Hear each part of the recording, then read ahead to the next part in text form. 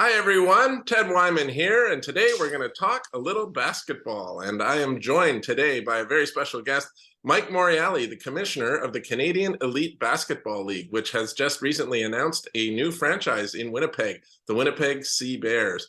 Mike, great to see you again. This is obviously great news for a league that, you've had some turnover with some teams moving and things like that, but from what you've said recently, it's never been better. Yeah. I mean, from an outsider looking in, or maybe from a new city entering, they're going to say, there's lots of things going on, lots of change, but really, this is all part of the master plan. We certainly started, back in 2019 as a single entity league, and we wanted to be, very careful in how we rolled it out. There's enough potholes in starting a team, starting a league, especially in Canada, and a lot of things you can look at and say that went wrong over the last 20, 25 years. So, we were very selective in where we went. But as the business started to grow and actually grew quicker than we imagined, even through COVID, which was, a whole other story, we started to realize that we were just becoming a big market city, a big market league, really. And we did better in our bigger markets of Ottawa and Edmonton and Montreal, et cetera. And we found that in some of our smaller markets, there was just a ceiling on how far we could grow. Guelph in particular is a great market, yet it's capped, from a population size, from a local media base, from what we can charge, I guess, from a ticket point of view.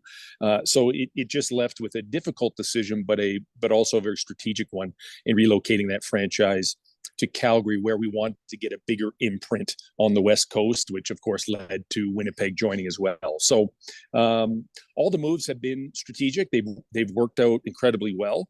We're, again, a much better league today than we were 4 or 5 years ago, and we're excited about the future.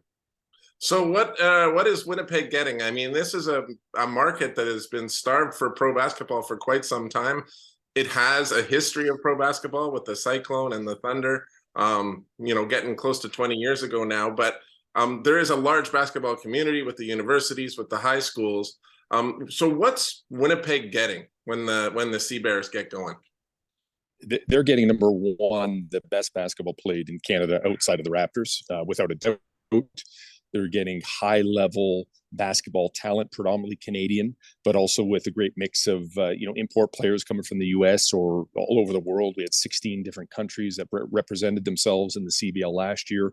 But they're also getting a very highly entertaining entertainment package. So we understand that we're in the entertainment business. We're in the media content business. We play basketball. We play at a very, very high level. And the best, I guess, a comparison is we're the CFL of basketball. We're trying to do what I had the ability to do as a young fan in Hamilton from Iverwin Stadium, watching those guys and my heroes on the field, and then be able to create a job for myself and a future and a really, something that was able to be strive for because it was right in front of me. So, we're trying to replicate that. We're doing a great job already in that. We're adding, to the basketball ecosystem. We're connecting groups from coast to coast.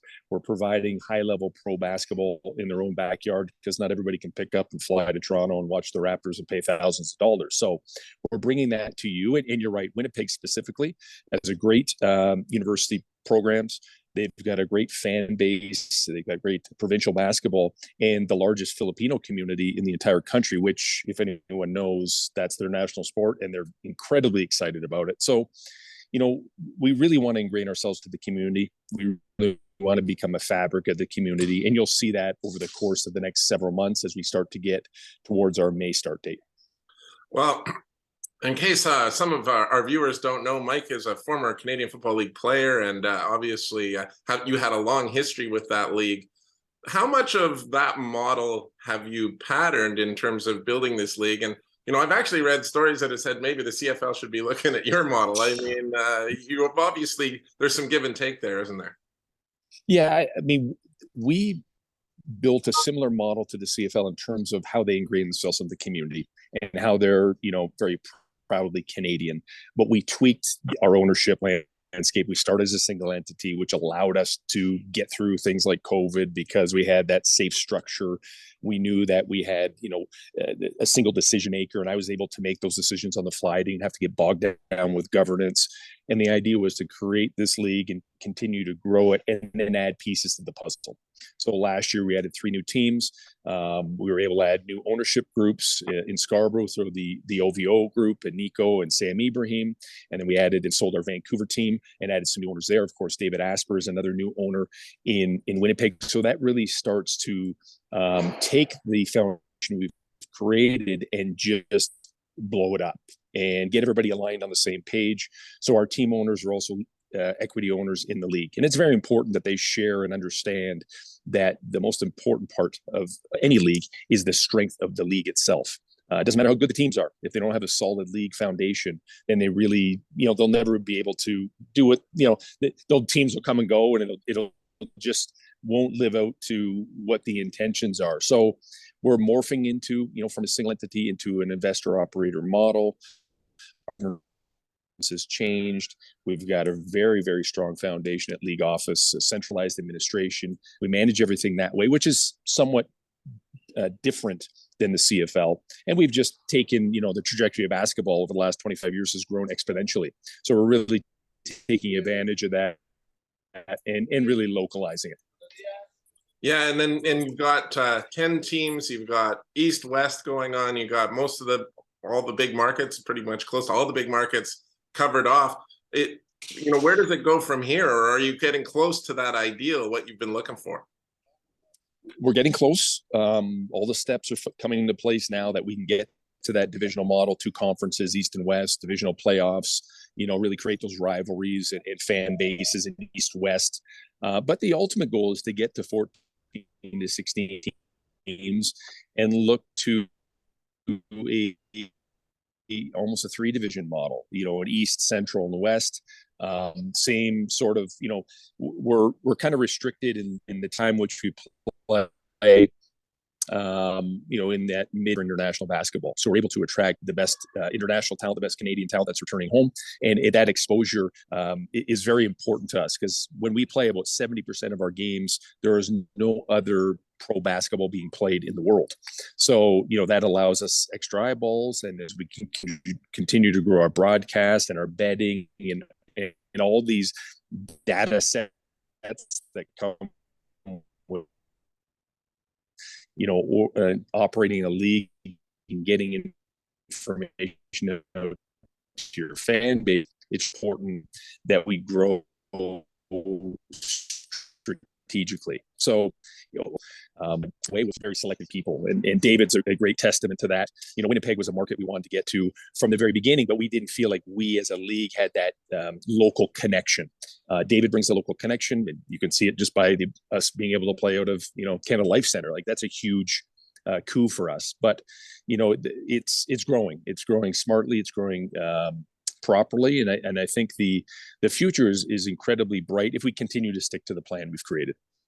So, just so people know, the connection's not the greatest. Mike is in Mexico City. He's there for international basketball involving a team from the league. And yeah, the connection's not perfect, but we are hearing you come through. I really just have one more question for you, Mike. And I appreciate all of what you've shared so far, but who plays in this league? Is it mostly Canadians?